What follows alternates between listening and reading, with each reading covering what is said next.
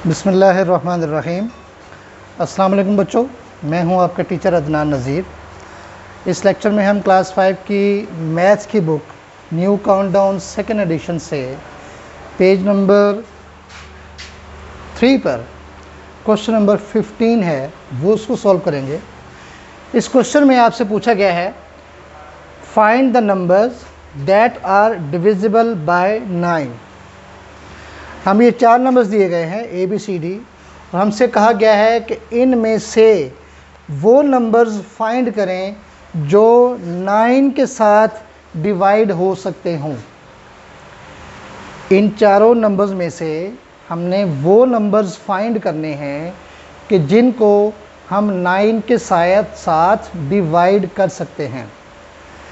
Class 4 में आपने divisibility rules पढ़े होंगे। 9 का डिविजिबिलिटी रूल ये है, all numbers which have digits that add up to a multiple of 9 is divisible by 9।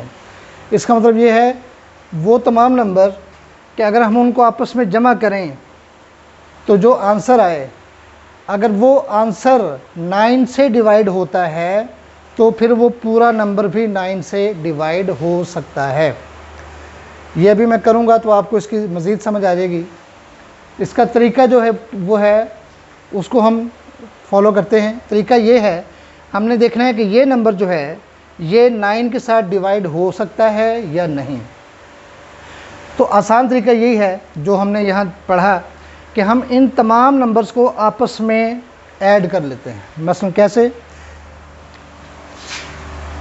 3 plus 0 plus 6 plus 0 plus 5 plus 4,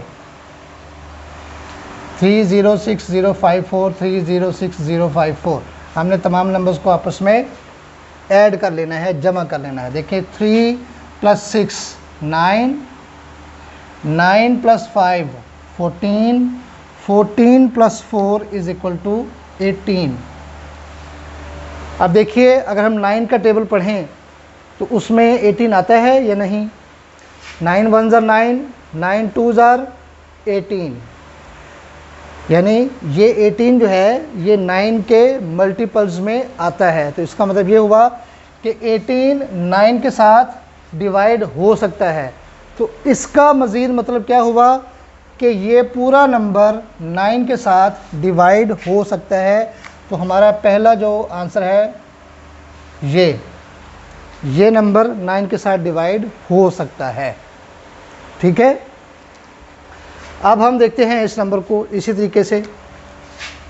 3 plus 0 plus 9 plus 0 plus 6, 3 plus 9 12, 12 plus 6 18।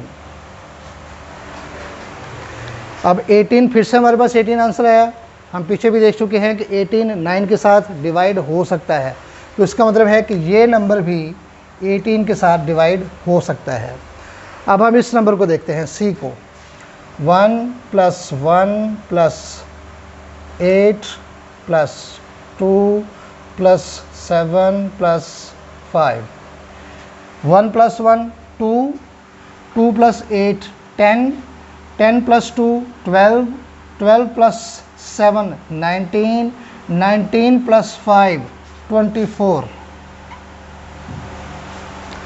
अब देखिए 9 के टेबल में 24 कहीं पर आता है। 9 1 ज़ार 9, 9 2 ज़ार 18, 9 3 ज़ार 27, 24 से ऊपर चले गए। इसका मतलब है कि 9 के टेबल में 24 नहीं आता।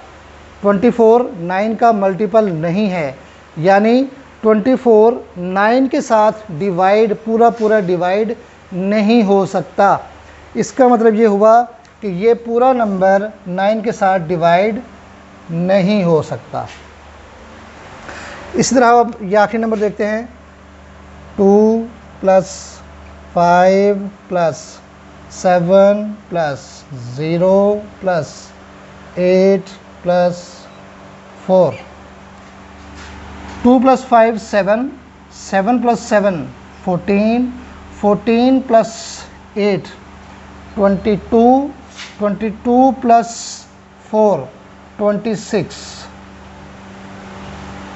अब 26 भी 9 के मल्टीपल्स में यानी 9 के टेबल में 26 नहीं आता। 9 1 ज़ा 9, 9 2 ज़ा 18, 9 3 ज़ा 27, 26 से ऊपर चला गया। इसका मतलब है कि 26 9 के मल्टीपल्स में 9 के टेबल में कहीं पर नहीं आता। इसका मतलब ये हुआ कि 26 9 से डिवाइड नहीं हो सकता। लिहाजा रिज़ल्ट क्या निकला कि ये नंबर भी 9 के साथ डिवाइड नहीं हो सकता। उम्मीद करता हूँ बच्चों कि इस तरीके से डिविजिबिलिटी रूल के तरीके से आपको ये क्वेश्चन करना ज़्यादा आसान हुआ होगा और आपको यकीनन एक दोबारा से रिमाइंड भी हो गए होंगे कि डिविजिबिलिटी रूल्स हमने 4th क्लास में पढ़े थे और उसमें 9 का डिविजिबिलिटी रूल क्या था।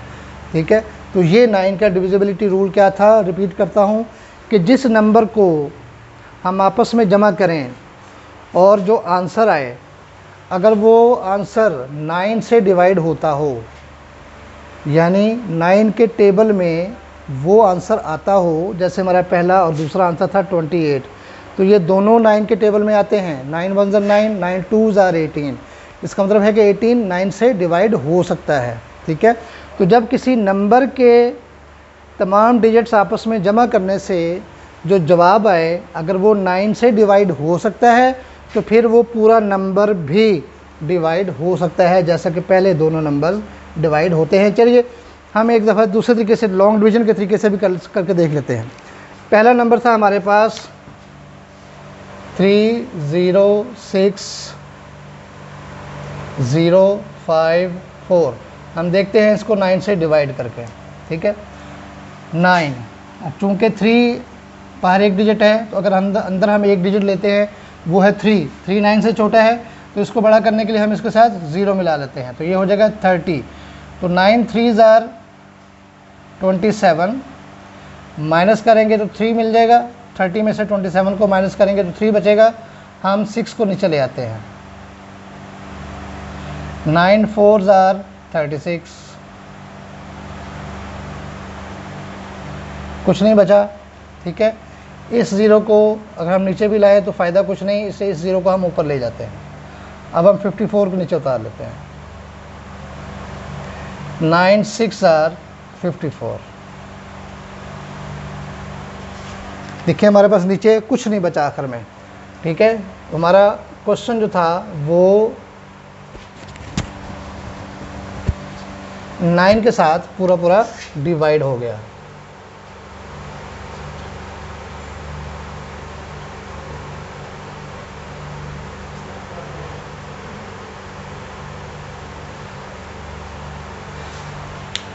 अब देखिए हमने इस नंबर को इससे मल्टीप्लाई किया तो हमारे पास आ गया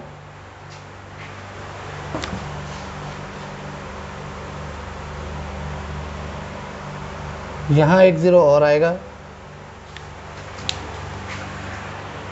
ये जो दूसरा 0 हमने लगाया, चूँकि हमने यहाँ दो नंबर्स 54 को इकट्ठा नीचे उतारा था, तो इस वजह से हमने एक 0 और लगाया। एक 0 तो हम इसको ऊपर ले गए क्योंकि इसको नीचे लाने का फ़ायदा नहीं था।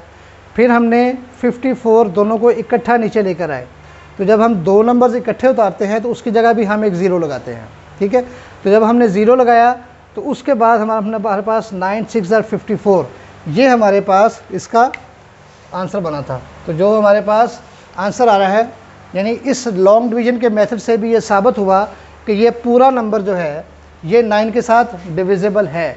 इसी तरह आप इसको भी चेक कर सकते हैं। ये नंबर भी चूँकि इसका सम अब जो है वो 9 से डिवाइड होता था, तो ये नंबर भी 9 से डिवाइड होगा पूरा। ठीक है, और ये दोनों नंबर सी और डी नहीं होंगे। उम्मीद करता हूँ इस क्वेश्चन के साथ आपको डिविजिबिलिटी रूल्स जो हैं वो दोबारा से रिमाइंड हो गए होंगे। अगले लेक्चर तक के लिए इजाज़त चाहता हूँ। अस्सलाम वालेकुम।